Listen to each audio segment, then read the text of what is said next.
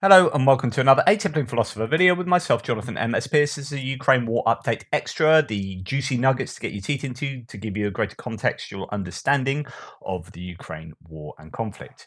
I will go through a bunch of various things with you, and I will start with actually a video I showed you this morning. There's just something really serene and beautiful about speeding through the water and the sun rising or setting, not really sure, and the sort of mist coming off the sea. Uh, and then, of course, they're in special forces uniforms in boats with guns and things, being very dangerous. So that is, of course, the news that we heard about the Kinburn Peninsula being a point to, or being the location of where the Ukrainian special forces have landed. And I was talking about whether this could be the sort of um, a springboard to attack into further to the east here. As some people have been pointing out, this is quite a difficult area because it's quite boggy, marshy. There isn't too much, too many roads around here. It's difficult to get around. So even if they could get large mechanized vehicles and fuel across there, it would be a difficult place to attack from, and they would be fairly easy targets. So it might just be a case of getting special forces in there to cause problems. I don't really know what their plans are. It'd be interesting to see how that turns out. Okay, this is an interesting bit of footage from 2 months ago, so it's quite old footage now, to show an attack by a heroic Ukrainian forces on in a BMP, so in a sort of infantry fighting vehicle, assaulting Russian forces somewhere in Kherson Oblast.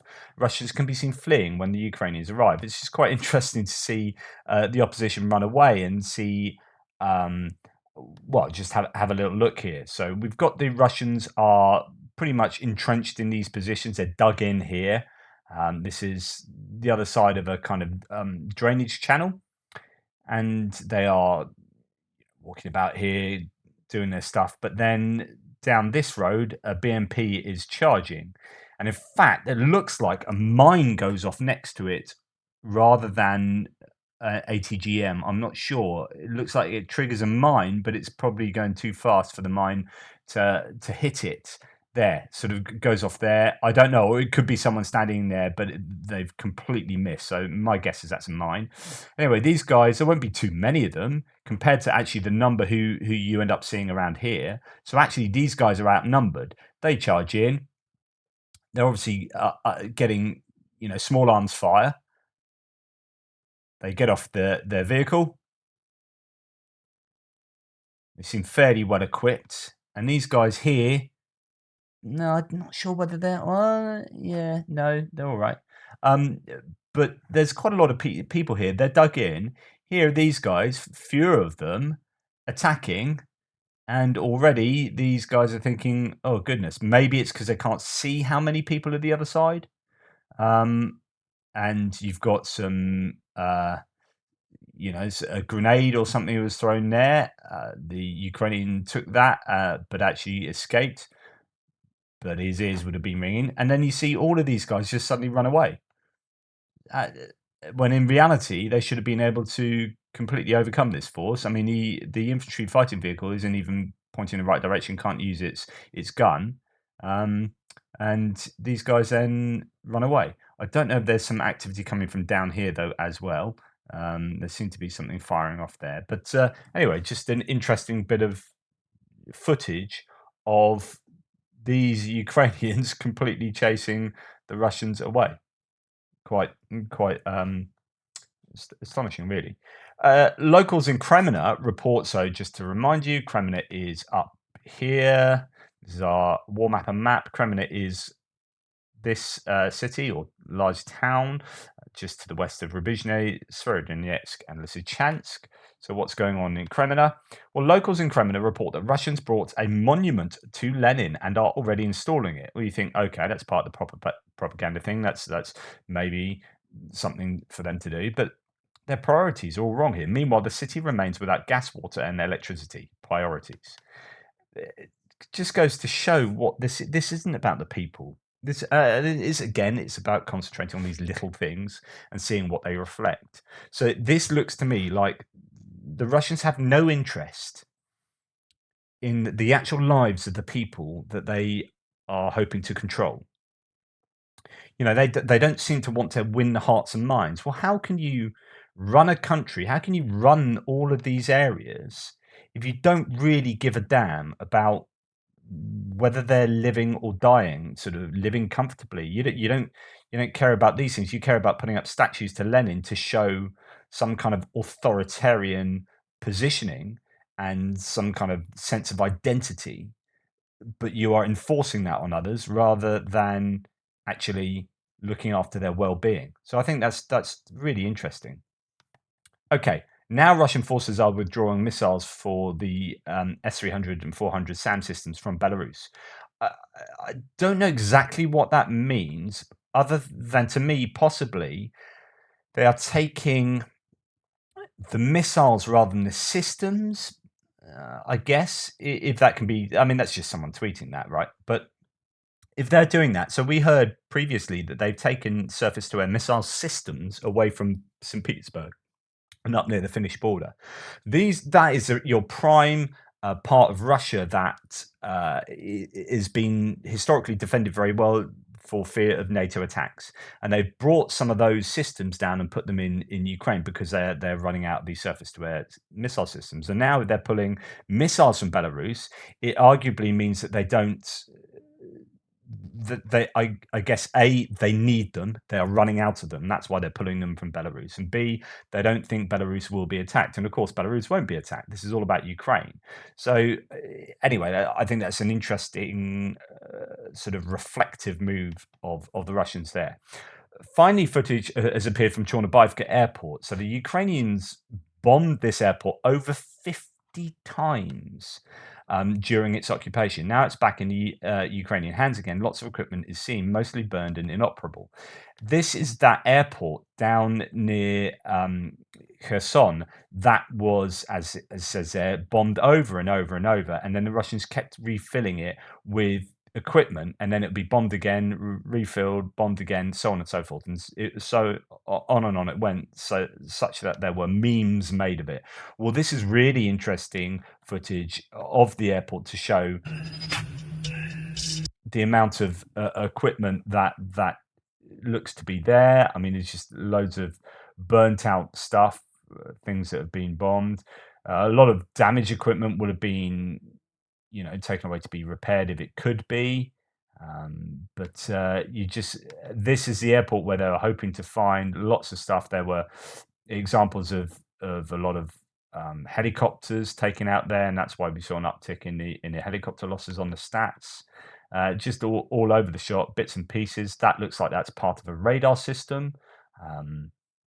To me, I could be wrong though. And just stuff lying around all over the shop, all around here, as it was bombed and then bombed and then bombed again, and it's just a large expanse of land and airstrips just with bits and pieces of Russian kit blown up around it. So there you go. Oops, let me see if I can get out of that there. Okay.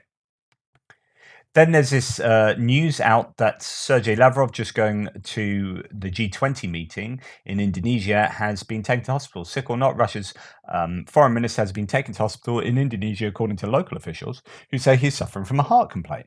Naturally, the Kremlin denies this. They've just posted this video of Putin's de facto number 2, supposedly in good health ahead of the G20. So this is Sergey Lavrov. Sergey, I'm sorry, but everyone says that you are hospitalized.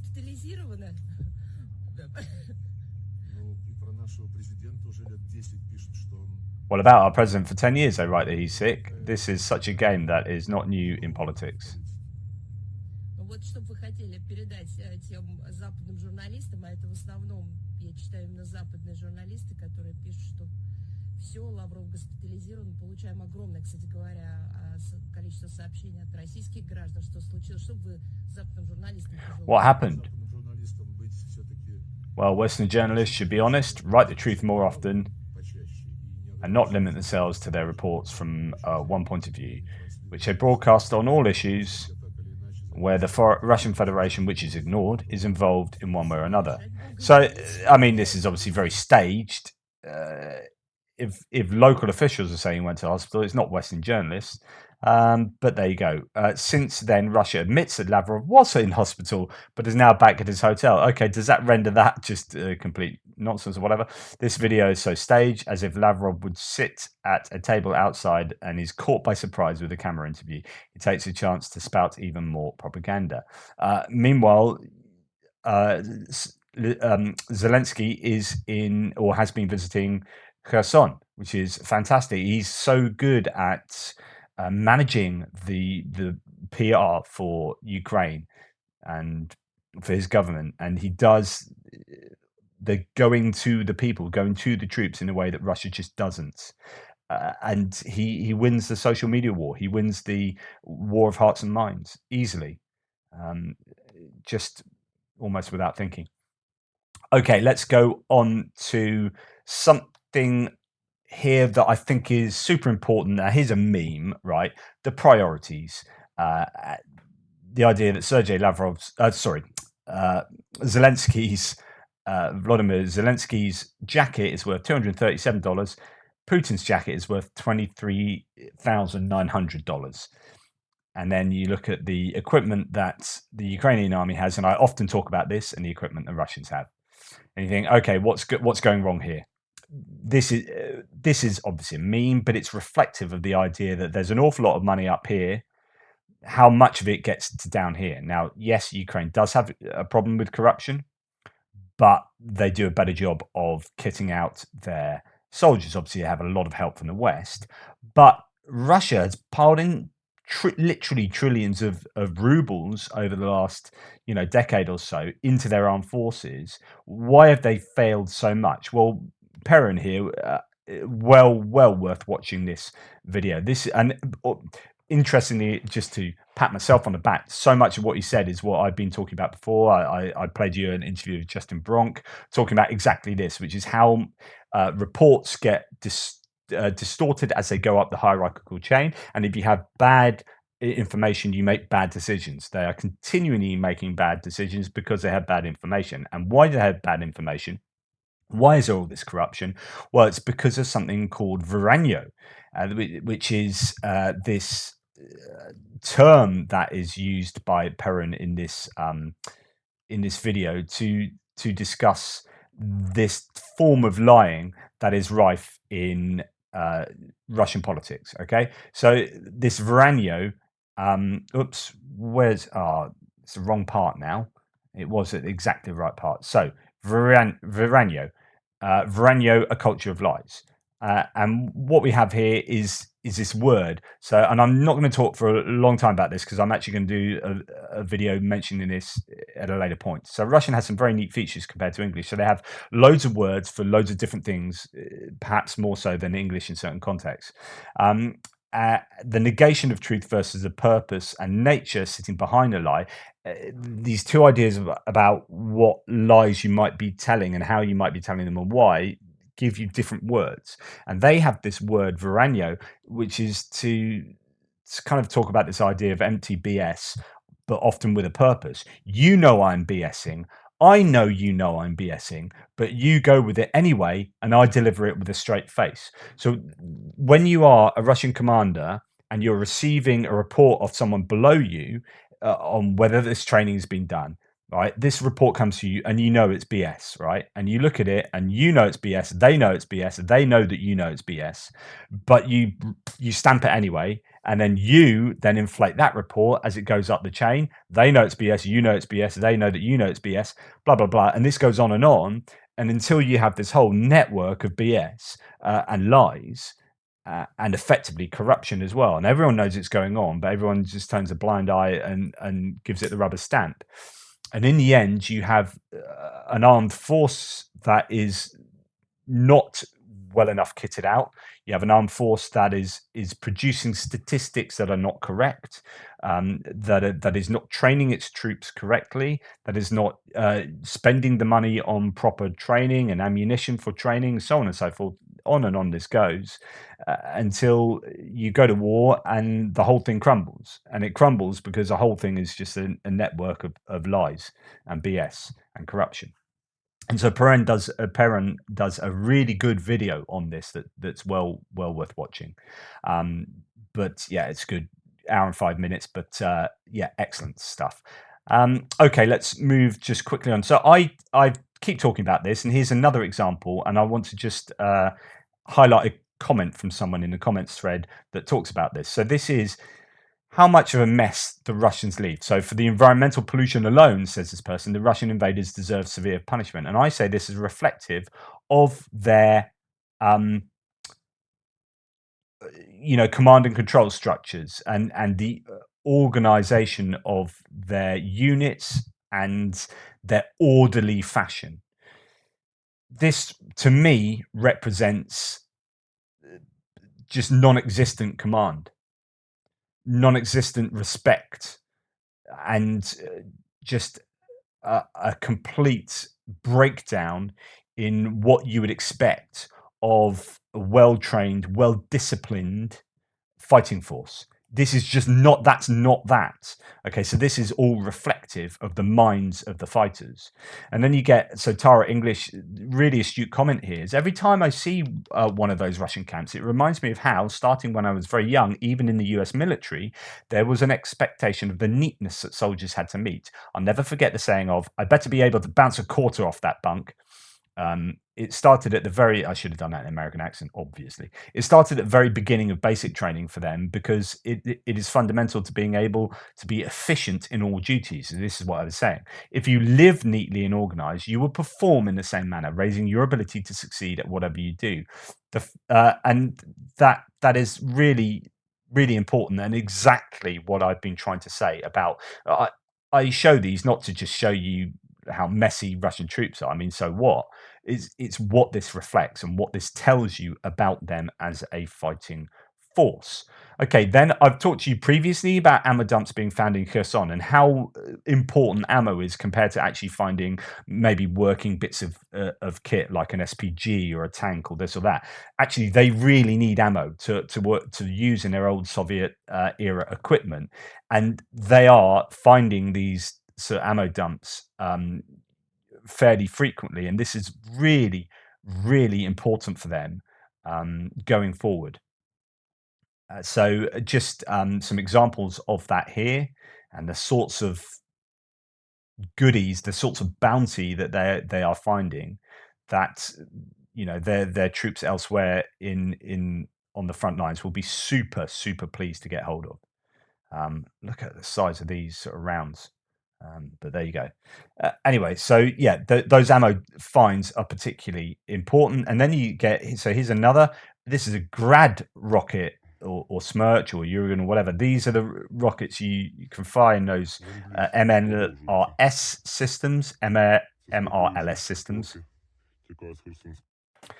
And that's great because they can go and use them. And even better, when you find one that's fallen over and has been unable to be righted, but actually looks in pretty good working condition. So this is in Kherson. BM-21 Grad was left behind by Russian forces retreating in Kherson. So that'll be righted. In fact, I think there's images of that having been righted now. And there you go. So not only do you get that, which looks like it's full of ammunition anyway, and you get a bunch of ammunition for it, and that's a good haul. They're going to want that. Nice. Okay, let's move on to two good news videos that I meant to show yesterday, but I didn't, and I forgot again. But here is, I absolutely love this video. Here is a troop in Kherson running back to his grandmother who lives in Kherson. So they've just liberated, and it's so touching. It's only a really short video, 9 seconds, but I love it.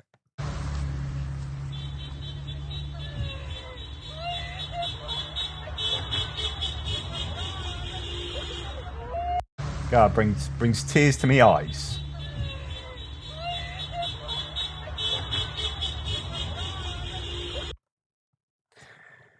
And of course, that's what it means to these people. And this is, I absolutely love this. So someone at the beginning of the war, she had to hide her flag, for fear of being caught in possession of a Ukrainian flag and being accused of being a collaborator or something. She buried it under a paving slab, and she's here. She is getting it out of the plastic bags, finding the right paving slab, and she gave it a good proper burial. And that wouldn't have been found in a hurry. And then, happy days, she's got her Ukrainian flag. I love that.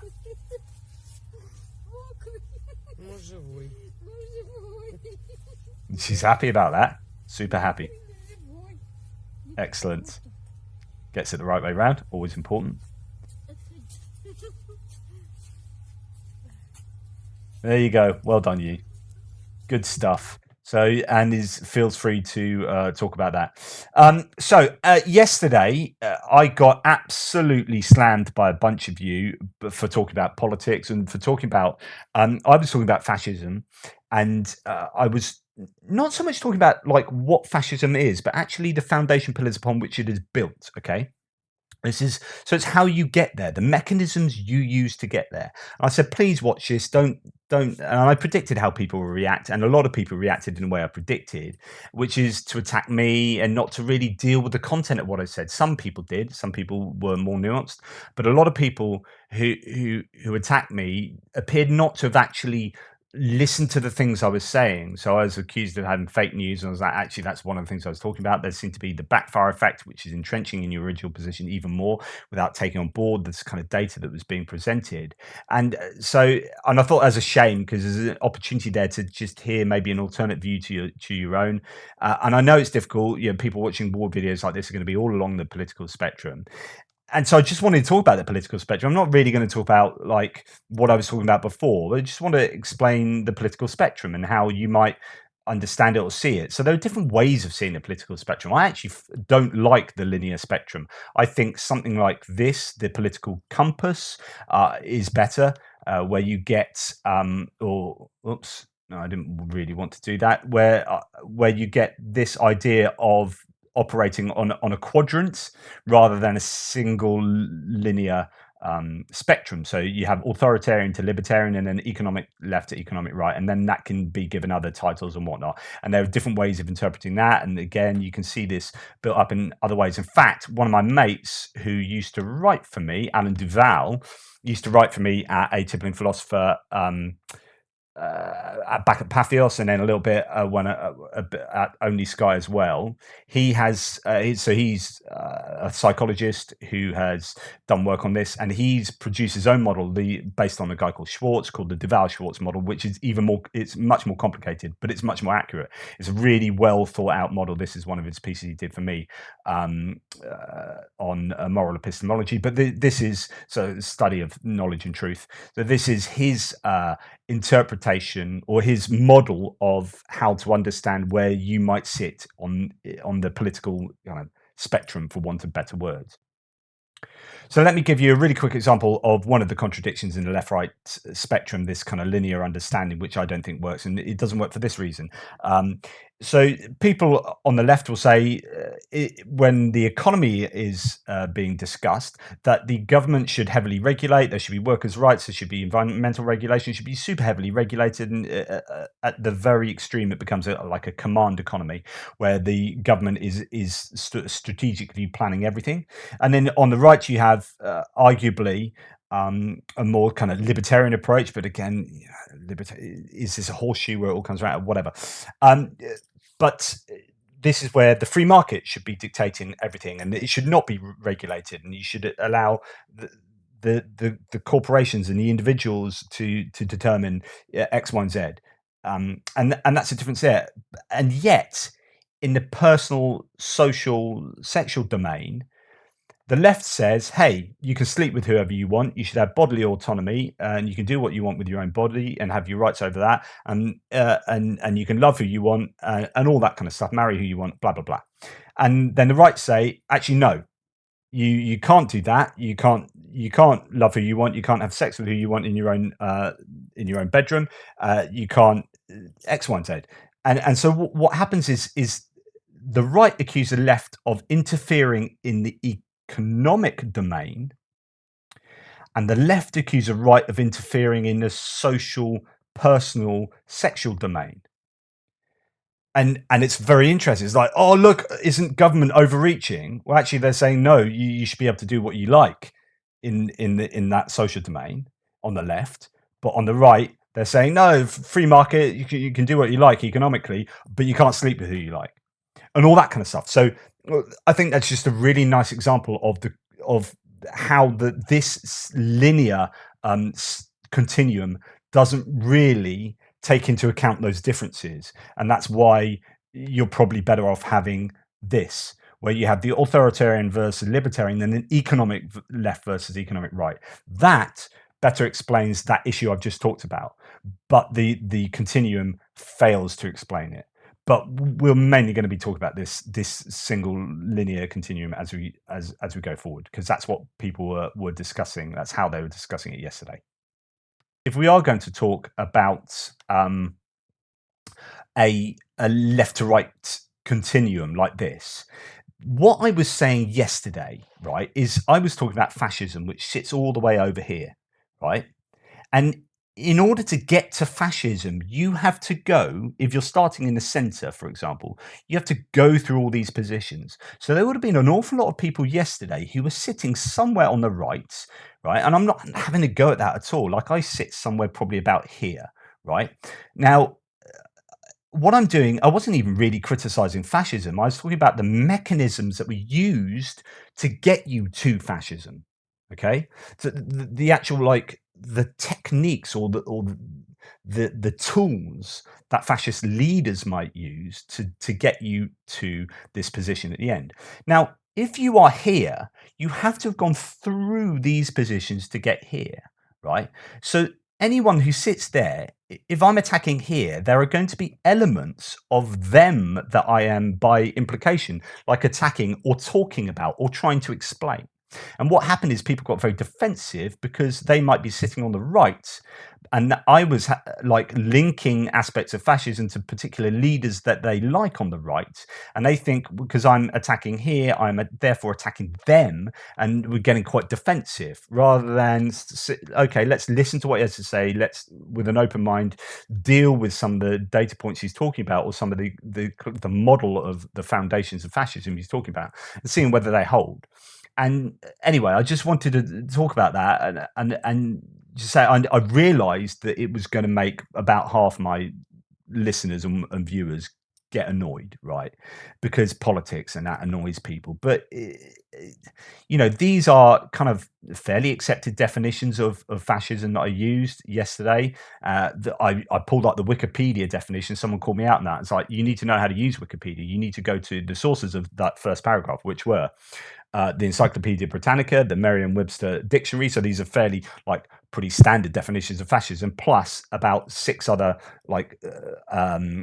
sources that were used to build up that initial opening paragraph. So don't slag off Wikipedia unless you know what those sources are, because in slagging off that, you're slagging off the sources. So if you don't know what those sources are, you shouldn't be slagging off Wikipedia. You need to know how to use Wikipedia. Wikipedia is an excellent source. But you need to check the sources of that source to make sure that you know what you're talking about, and the person hadn't done that. Anyway, you know, we always need to be careful about why we think what we think, right? And just to question ourselves in the same way that I question myself. So if I sit a little bit on the center left here, and someone attacks like this extreme version of the left, if we are talking about left-right continuum, and I say that is problematic, I don't think it works.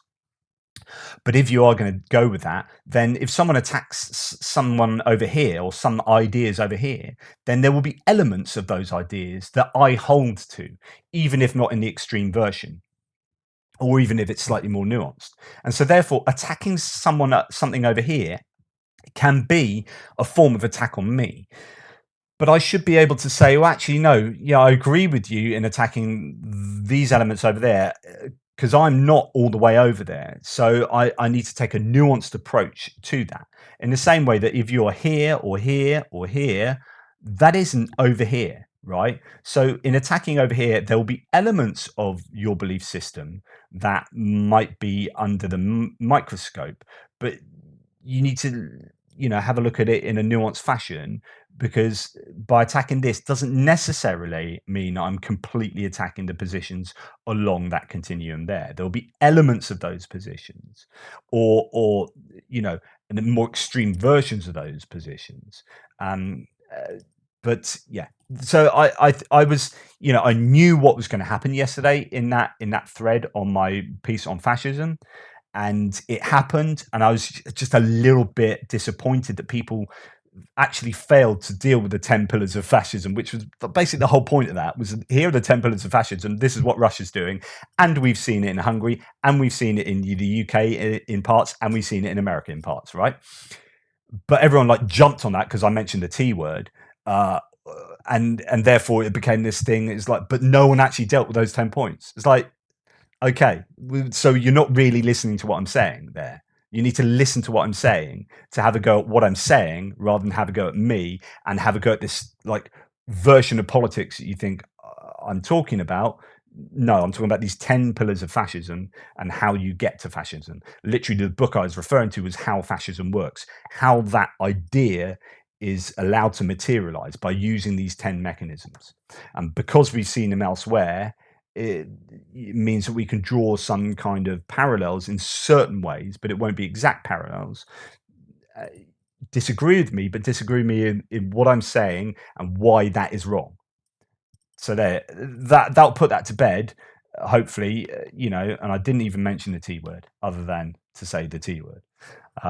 But there you go. That's today's Ukraine War Update Extra. I won't mention fascism tomorrow, and I won't mention the T word, I promise, and we'll get back to the usual stuff. Anyway, please, if you do disagree, of course, disagree with respect, and also substantiate what you say. Quite often, I do give you conclusions, but I have substantiated those conclusions before. Like my whole worldview, I've written a book on my whole worldview, which is built from the bottom up. Like the picture on the cover is a wall, right? Because I build all my bricks from the bottom up to make sure the whole wall is secure. So I can substantiate an awful lot. It's just that I don't, because otherwise each video would be about 6 hours long, and no one wants that.